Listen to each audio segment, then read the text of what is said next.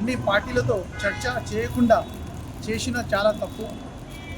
ప్రతిసారి election committee municipal ఆఫీస్లో all రాజకీయ పార్టీలతో మీటింగ్ అవుతుంది ప్రతి 1 వీక్లో ఒకసారి. ఆల్రెడీ నేను ఆ టైంలో కూడా అడిగినాం, నేను డీలిమిటేషన్ ఎట్లా అవుతుంది మేడం చెప్పాలని, కానీ ఆ టైంలో చెప్పలేదు, మాకు తెలియదు, ఉన్నప్పుడు మేము చెప్తామని చెప్పినాం. కానీ ఆ టైం కూడా చెప్పినాం మేడంకి, డీసీ మేడంకి మున్సిపల్లో, ఈ డీలిమిటేషన్ అయినప్పుడు మాతో చర్చించాలి, గవర్నమెంట్ మాతో చర్చించాలి, ఆల్ రాజకీయ పార్టీలతో చర్చించాలి. చర్చిన తర్వాత ఎట్లా వస్తుంది డోర్ నెంబర్తో సహా ఎవరికి ఎట్లా ఉంది దాని ప్రకారం ముందు పోతే మంచి ఉంటుంది అని చెప్పినాం. కానీ వినలేదు, సడన్గా ఆర్డర్ జియో తీసుకొచ్చేసారు. అది చాలా తప్పు. రాజకీయంలో ఇది మూనపల్లిగా చేస్తున్నారు.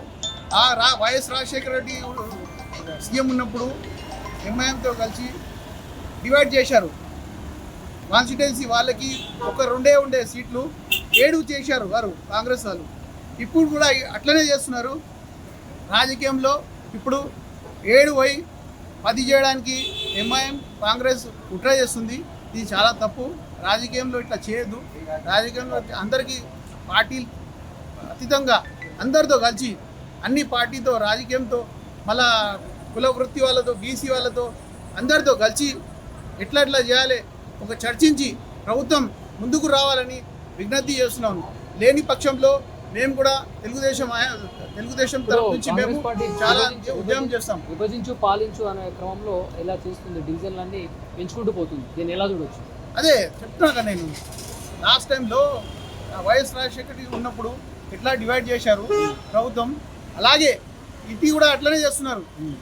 ఈ ఒక తీరుగా ఒక వర్గంకి న్యాయం చేసి వేరే వర్గంకి అన్యాయం చేసినట్లా చేస్తుంది ప్రభుత్వం. చాలా తప్పు. మేము దీని మీద ఉద్యమం కూడా చేస్తాము అని మేము హెచ్చరిస్తున్నాము.